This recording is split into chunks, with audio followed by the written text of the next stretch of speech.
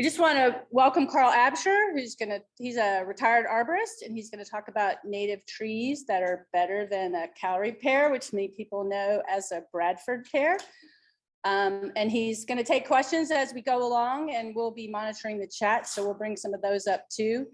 And just at the end, we have a few announcements about some other upcoming events. So let Carl take it away. Okay.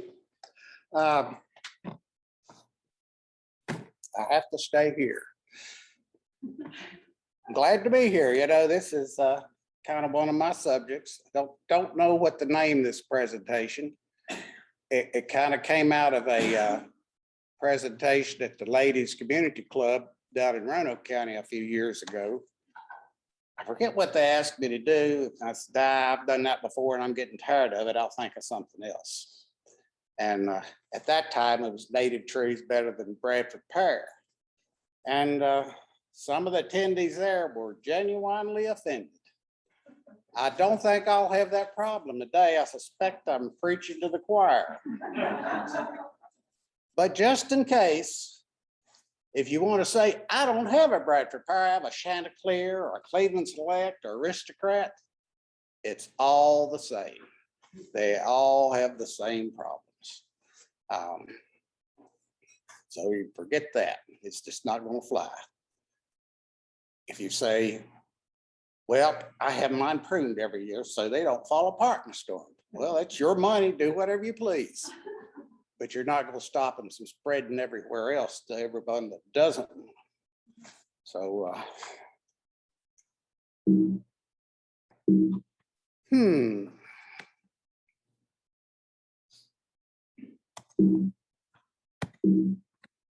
Well, we already have a problem. We're locked down.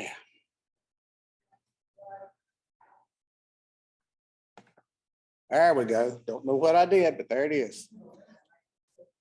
I can see I have a screen up here that's lit up. But the Bradford Pear, they're a hybrid of Callery Pear native to Southeast Asia. So, in here, they were first introduced as Bradford Pear in mid-60s, 64, I think. And I'm guilty of planting a lot of them and specified quite a few of them until I knew better. And now it's right up there with autumn olive to me. It's one of my most hated plants. When it was first introduced, it was to be a sterile tree. You didn't have to worry about it spreading anywhere. Which they're sterile. The hybrid is sterile with other hybrids of that same hybrid. But if there's pollen flying around from any other Pyrus species or another hybrid, well, then you have seeds that are going to grow, and birds love the berries. Off they go.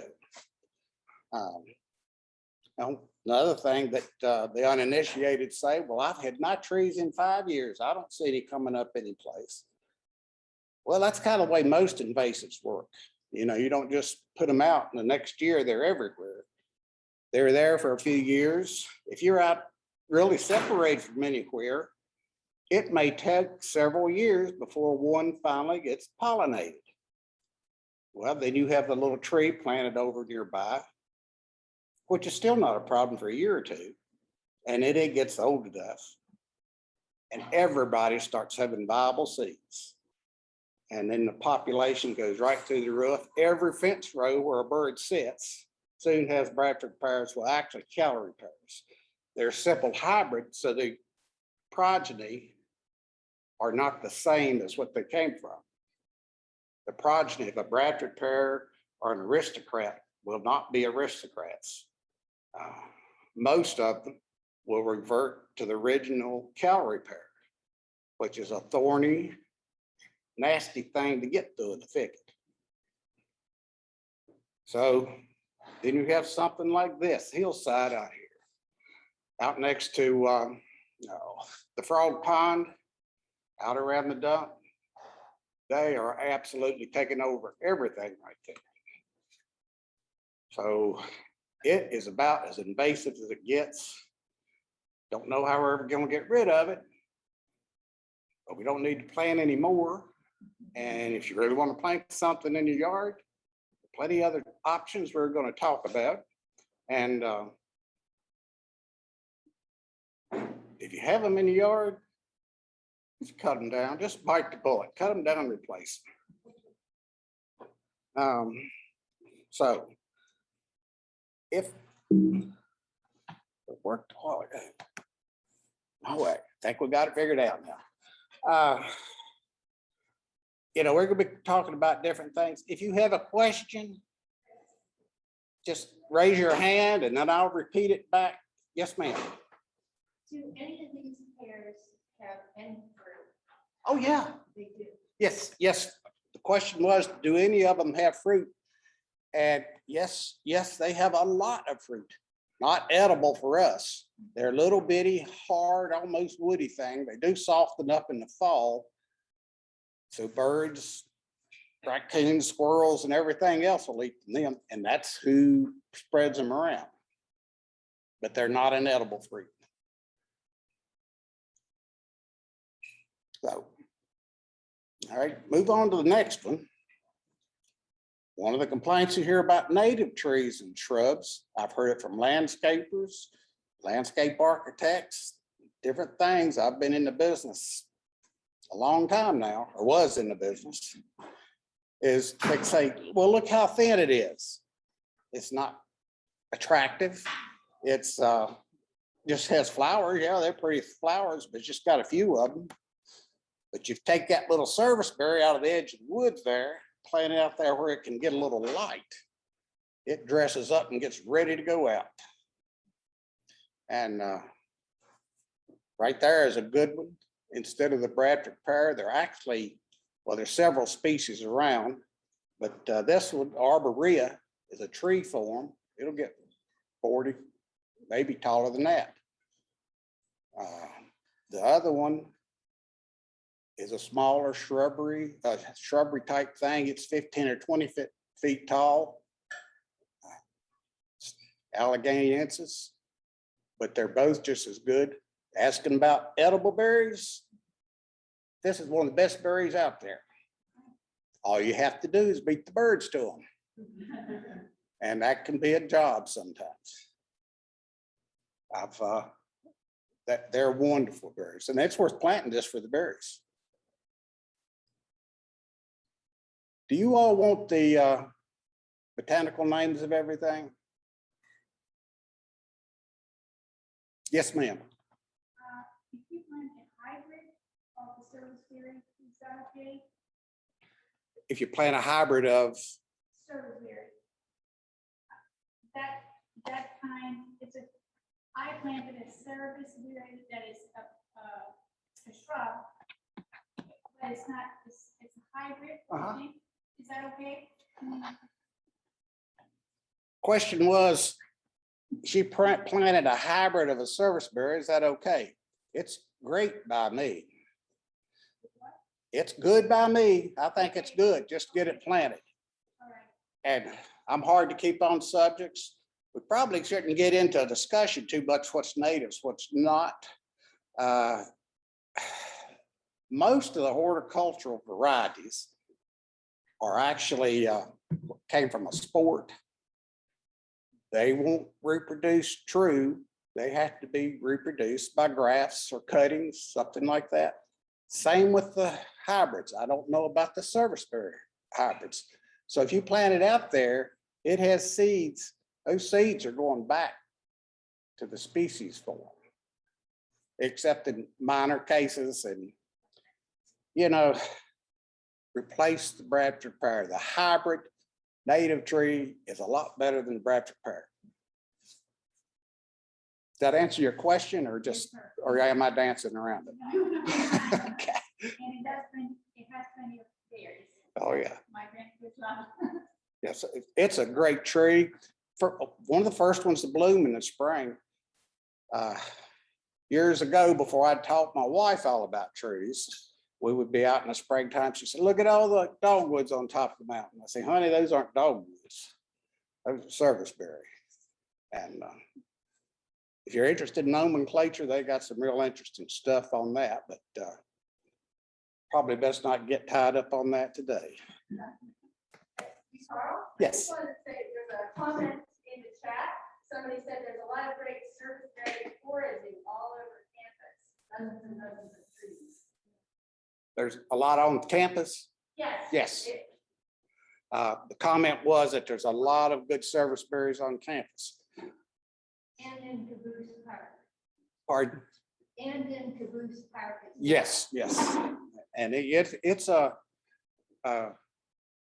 getting to be more popular, and hopefully it's due to the native plant movement. It's a good one to be planted. Then our good native redbud, Cercis canadensis. You know, why would you plant a Bradford Pear when you can have this? It's similar in size and shape to the Bradford Pears. More attractive flower. The flowers do not stink. And it's going to live much longer.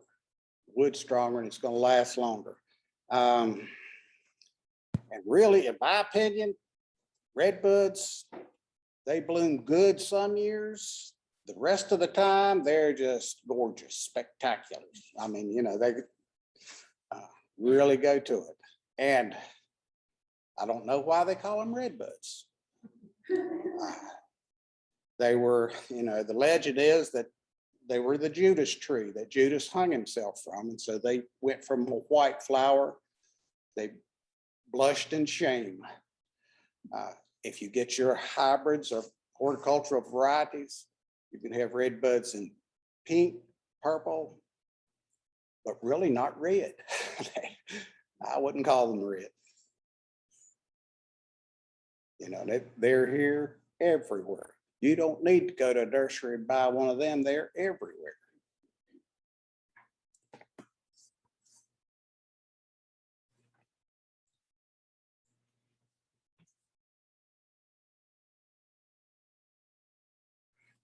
Well, I'm trying to get this off the side of the screen and I don't know how. Oh, well. Another one that's right here all the time has been a good tree from ever, the dogwood. We need to be satisfied, really maybe elated with what we have. We don't need to go to China or Japan or Europe or any place else to find new plants with what we're blessed with right here. Some of the best variety in the whole planet is right here where we're at. And the dogwoods, if you go to the horticultural varieties, you've got white, red, just a little bit of red in that upper left-hand corner, or pink. They graft real easily. If you just have your neighbor has one you like, just put your little slip and graft one onto your tree. You know, their grass is getting green, the leaves are just starting out, the dogwoods are blooming. It's a great spring flower and hard to beat it. This one doesn't get planted enough. Silver bell, Alesia tetrapeta, if I say that right. Now I've got the written name down on all of these, but I can promise you most of them I can't not pronounce. This tree, I don't think it's native to Montgomery County. It does get into Virginia. It's common down in North Carolina and Tennessee in the mountains. It's a nice little tree, gets up to 30 or 40 feet. In the right conditions, you know, out in the Smokies, there's some as big as tulip trees. I've talked to folks that thought they're two separate species. I think the big ones were so decimated back in the days of industrial logging that there's not enough of them around to be sure. But either way, it's a great little tree. It's like the serviceberry. doesn't look like much in the woods, put it out like this, it's gonna be flowers up and down. And it starts blooming at an early age. I gave some to Jamie King when he was down in Roanoke, actually traded him some, but they were seedlings 1 year old, and he planted them down on in Roanoke somewhere, and they were blooming the second year. So good little tree to have around. Good little tree to grow if you like growing trees. I don't know that I've seen them in nurseries around here. A lot of the nurseries in North Carolina will have them. There is one right outside the library about the library, and it's in seed now. There's one right outside the library. If you go out the front door, it's on your right, by the Okay. library. I'll be back next spring. I won't have to go to the mountains. All right. The comment was there's a silver bell right in front of the library by the bicycle rack. So if you want to check it out, there it is. Floor, I just pulled it up on the floor, and it says that it is native in this county and additionally 5 other counties that are around us and south of us. Okay. So that's It is native to the area, although they're tough to find in the woods around here. Your recording is probably going to be awful because I can't stay in front of this thing. I got black haw viburnum right here, prunifolium. Of course, you got the rusty black haw, possum haw, nannyberry, arrowwood. There's about a half a dozen different viburnums, and you can find them in nurseries. They're really difficult for me to tell them apart, but they're all good little trees. They have these white clusters of flowers in the spring, right after the leaves come out. And they all make little clusters of edible fruit, not great. The birds and wildlife think it is great. So they're tough wood, they're tough tree. Which reminds me of something I really forgot about the Bradford Pear that makes it more invasive. I think I forgot it. You can plant them anywhere. If you kill a Bradford Pear, any kind of Callery Pear, you may as well not plant anything. I believe you could plant it in the middle of the street and it would grow.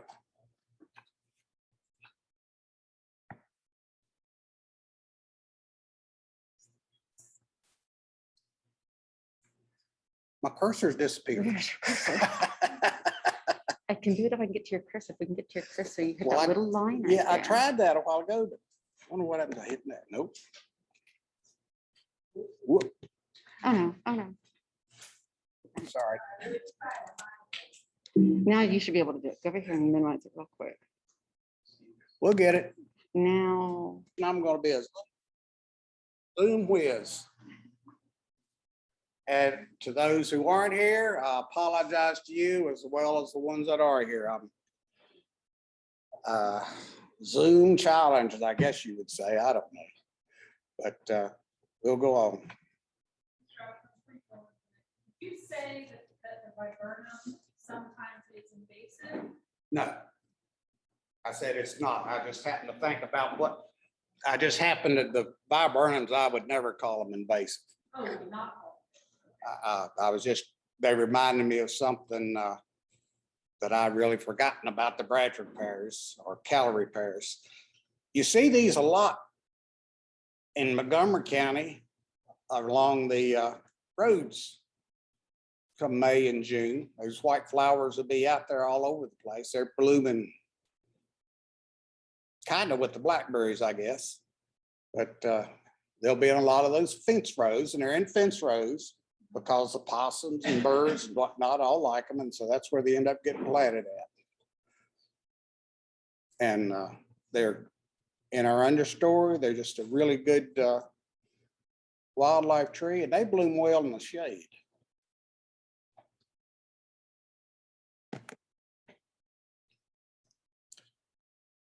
Hawthorn's the same thing. If it's planted out in the open, it's going to grow in size and shape similar to the Callery pears.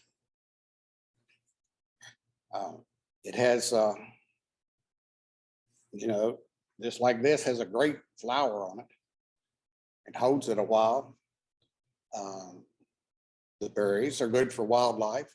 It has good fall color if the leaves aren't really badly infested with some leaf diseases to where they just kind of fade away come fall. But really strong wood, really a long-lived little tree. So there's something to consider. There's horticultural varieties out there, or you can find the pure natives.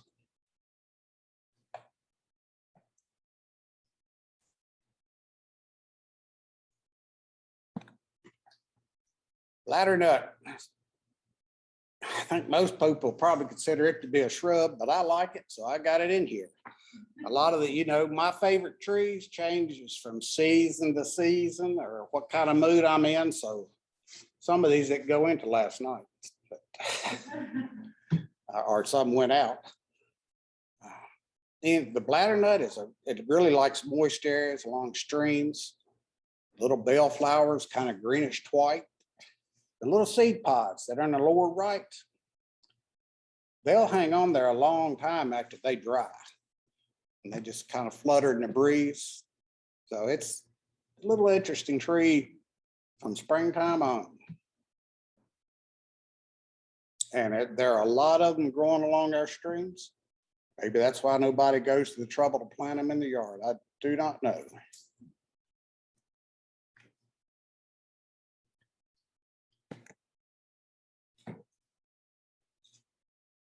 This hop tree can be a tough one to find. It maybe gets 15 feet tall, so it kind of on that line in between a tree and a shrub. It has those greenish white flowers. They're not really great, although I've seen pictures of some that are just covered with flowers. I've never seen one like that. I include it here because it's one of the best pollinator plants out there. It's preferred food of the giant swallowtail and a few other species of butterfly, plus a lot of butterflies and whatnot that don't get the press. It can be a little bit harder to find than others. I've seen some butterfly sites and things like that that do advertise it, but I don't think I've ever seen one in a nursery or anything. I can promise you they're not in Walmart or Lowe's. But if you want a pollinator garden with a little tree in it, this is a good one for you.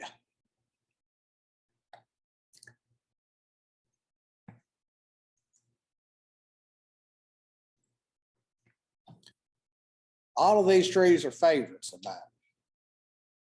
This one might be a special favorite, the French tree. It's blooming as the leaves are unfurling, so they're kind of light green. And when the blooms really hit, which is most years, they kind of glow, it seems to me like. It's kind of a shimmering, glowing little tree. Nothing else looks like it. It's just really unique. It's native, they're all over. But they don't get a chance to get out in the sunshine where they can show off. They are dioecious. There's male and female. But this is cool. The males probably have a better flower show than the females. No berries, just nice flowers. It's good. There's a few other plants that do that. Spice bush does that, I think. But this is one should be in every native plant garden.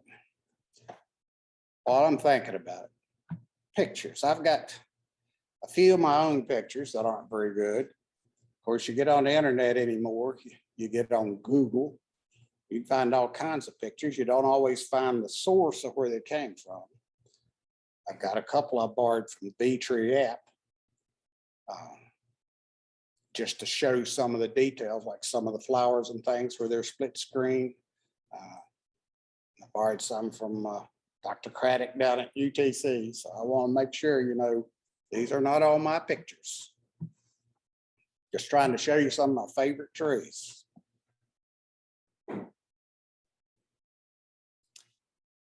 One of the problems with the fringe tree, it's in the same family as ash trees. And they have found emerald ash borers attack it in some spots, apparently where there's a really heavy insect load from all the ash trees around it. I haven't seen the problem, but I've read about it. I treated mine for emerald ash borer anyway, just in case. Yellowwood. It's a native tree, really with a widespread range, but not common anywhere, I don't think. In the forest, it's another one of those that's gonna be tall and slender. Just, you can walk by it and never notice it. This tree right here is about, in my yard, it's about 3 years old when this picture was taken. Now it's pretty well taken over the yard. It's wider than it does tall.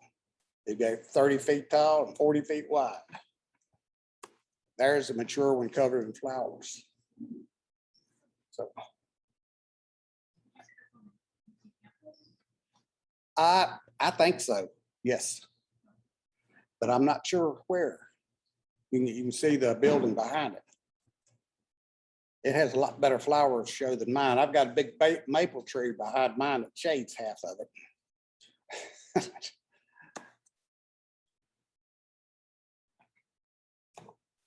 I don't think this one is native to Virginia, maybe down in East. Yes. North Carolina.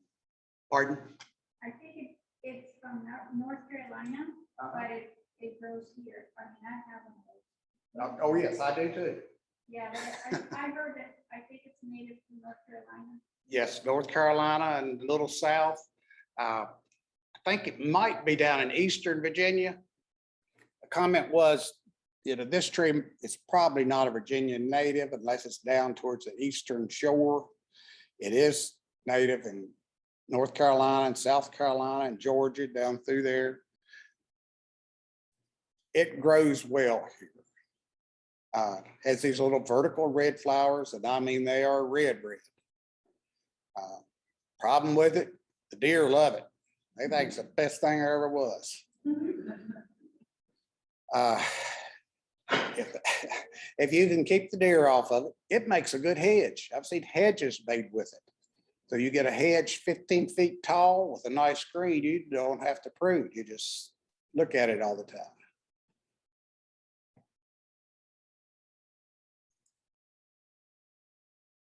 And I've seen them flower a lot better than this one in the photo.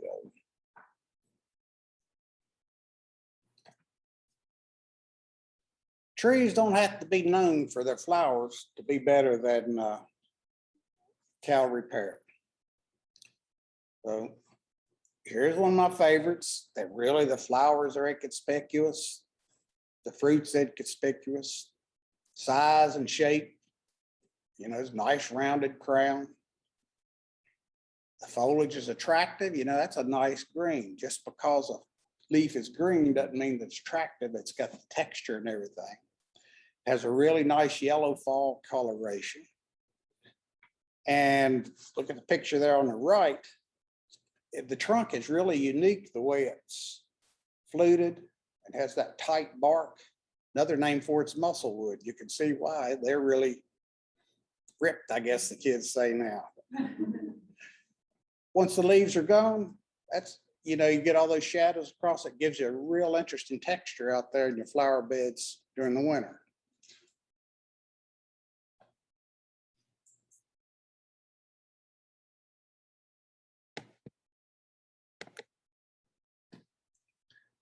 And another little tree that you'll find growing almost beside the hornbeam sometime, the hop hornbeam.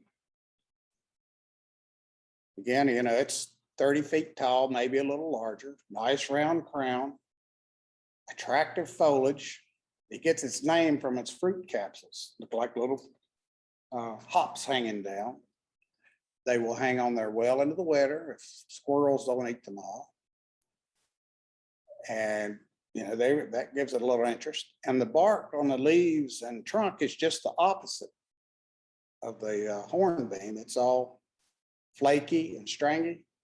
But again, it just gives that tree a different texture, real attractive appearance during the dormant season.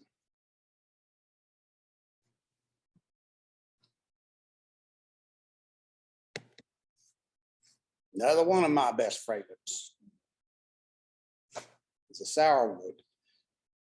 It blooms July, August, when nothing else is blooming. It has those creamy white flowers that are kind of in little racemes. Again, if it's out in the woods, all those flowers are on the tip top. You may walk through the woods and not even see them. If it's planted in the open, they're on it bottom to top.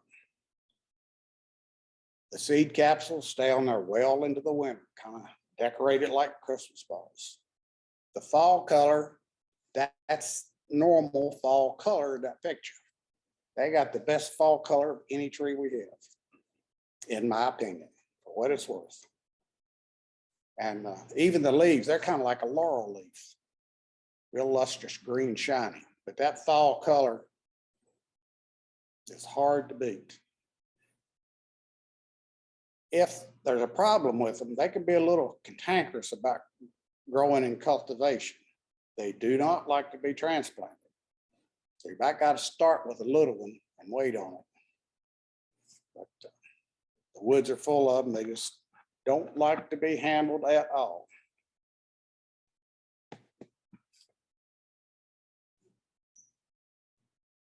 Now I talked about the trees that are tall and slender. You put them out in the open, they fill in. A black gum is a big tree in the woods. You plant it in open, it's going to top out 40, maybe 50 feet, but it's going to take it a long time to do that. And again, this is a normal fall color for a black gum. So if you're going to plant a tree for its flowers, you need to consider what it looks like in the fall, or, you know, a tree could be considered just for its fall color.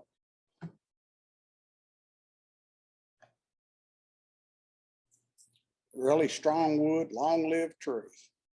Not planted enough. I also like the sweet gums, but not sure I'm supposed to be planting them here.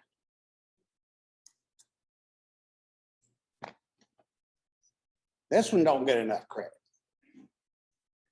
Sassafras, another one that just turns dark red in the fall. It does have flowers, little yellowish green flowers, but I've never seen them where they're really dense on a tree. They're kind of scattered out and inconspicuous.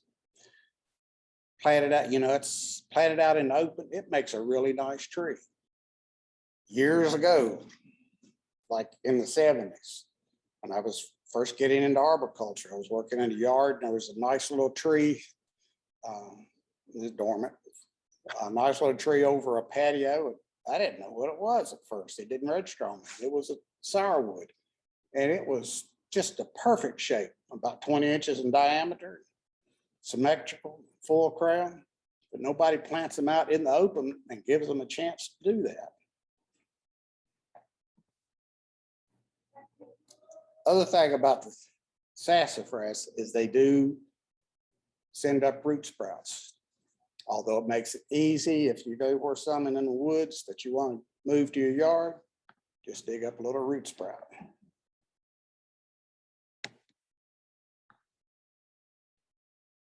Witch hazel, yeah, it's another one. It might be a tree, I don't know. Probably not. But it blooms when nothing else does. And I really like it when it's late enough to bloom with some snow on the ground. They usually start around November. May go on into December. There's some Chinese witch hazel and a hybrid witch hazel that's Chinese and Japanese crossed that don't bloom on up until March or April. So if you see a witch hazel blooming on up late winter, early spring, be a little suspicious because they're really hard to tell apart otherwise. I've seen some misidentified in a Tennessee Arboretum. Kept going around and around for a while, and they finally decided that they were the hybrid Japanese Chinese.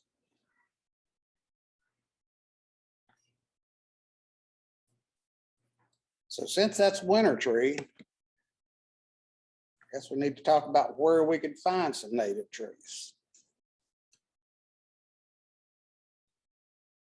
If you're careful, you know, some little seedlings, you can always collect seeds or even dig up a little seed in the woods. I like kind of a hobby is collecting the seeds and growing them myself. Right there on second on the list, treeseeds.com. They have seeds for almost every plant you can imagine. Don't have it all the time. And they also have information on seed treatments so you can get them germinate. So if you like growing trees, native trees, consider growing them from scratch. The Virginia Native Plant Society has a lot of information on all the nurseries in Virginia, the native plant nurseries, not just trees, but native plants. They have a whole list of nurseries in there. And so that's a good source to find the native seeds. Plantnative.org is the same thing, only on a wider scale. Buy Virginia trees, that's right through our own division of forestry. They grow good plants, I think, and they're pretty cheap. Their selection's not the greatest, but they do have some good native trees. Mail order, I probably use Musser Forest more than anything. Now, they don't grow just native trees. They have a lot that are not native, but their seedlings are healthy, have good root systems, and they're fairly priced. And so I've used them. Last year, I bought a couple off of chiefrivernursery.com. And they're from Wisconsin or Minnesota, up in there someplace. And they sent good trees. I don't know the source of their seed, but they were the local trees I was looking for. Arbor Day, they have a few trees. Some of the quality of the trees isn't too good, but I don't think, that's my opinion. You know, that's not worth much, but they do have some selection. They sell a lot of trees. Of course, the other place to find the native trees is just Google it. Hop tree for sale. You'll get something. Whether or not it's a dependable source, good plants, I don't know. But you do have to do a little investigating on that sometime.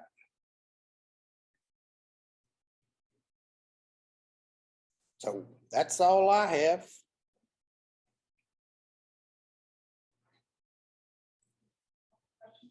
Any more questions? Yes, ma'am. Carl, you use a really tall pot for your trees. You know, what, about 15 inches deep? I use a really tall pot for my trees. The ones I know have a really long, nasty taproot. Okay. Do any of these companies sell those pots, or do you get them from Amazon, or where do you get them from? I get them from Stewie and Sons. Yeah, like the sourwood, I wouldn't even try to grow it in anything but a big pot.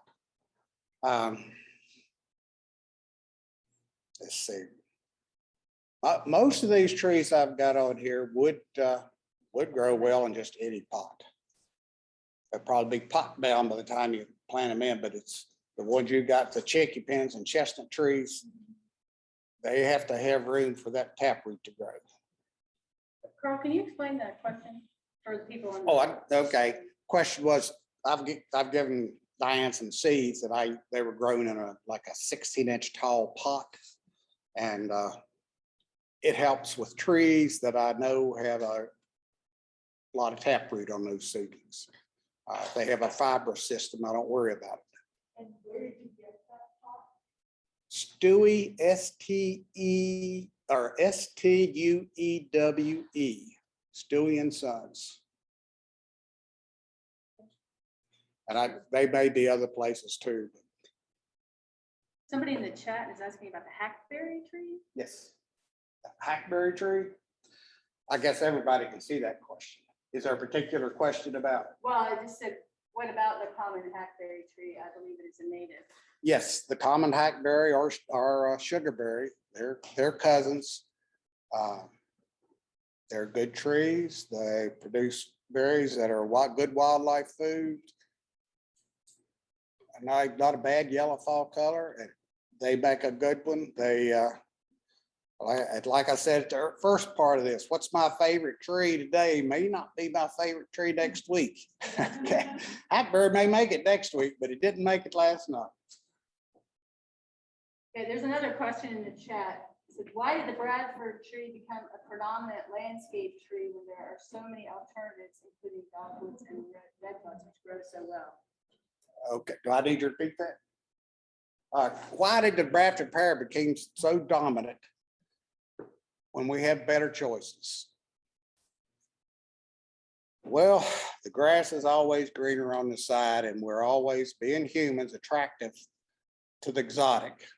The Bradford Pear itself, I think, became popular because it's so easy to propagate.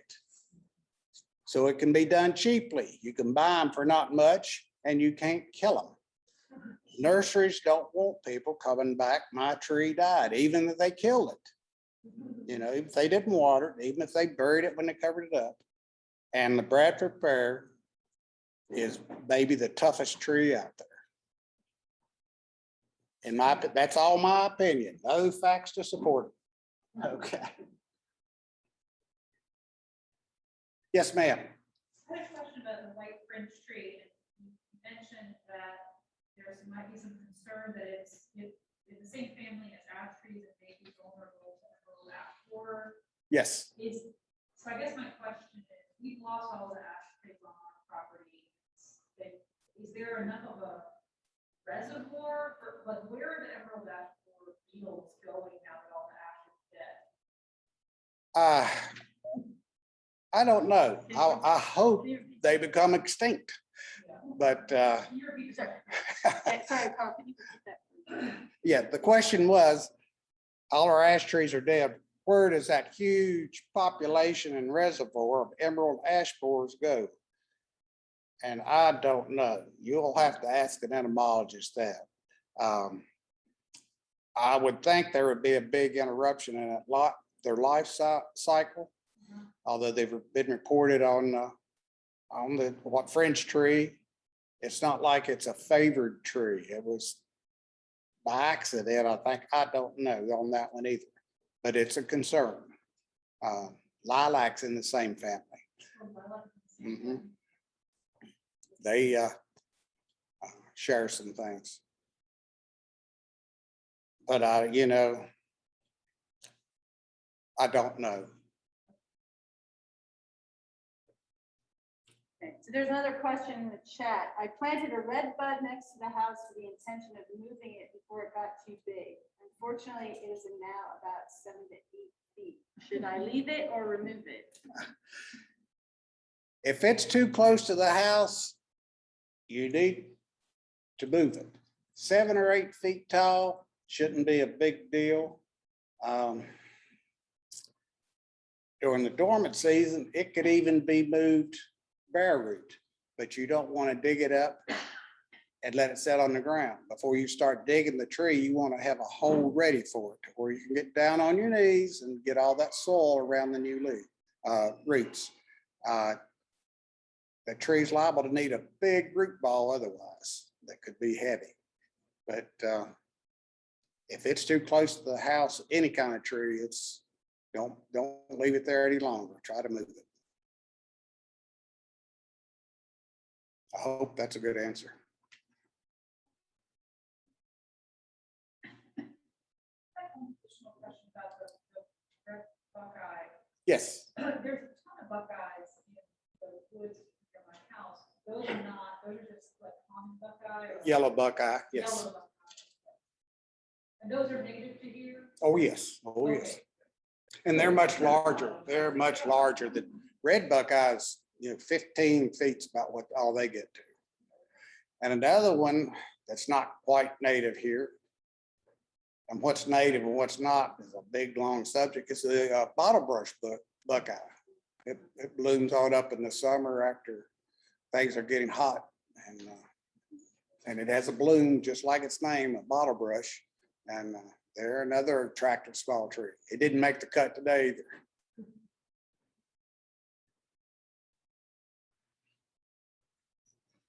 And everybody else has any questions? I don't see any in the chat. Thank you, Carl. Yes, thank you, Carl. You're that Couple of announcements. So, be sure to let growers know of your interest in natives.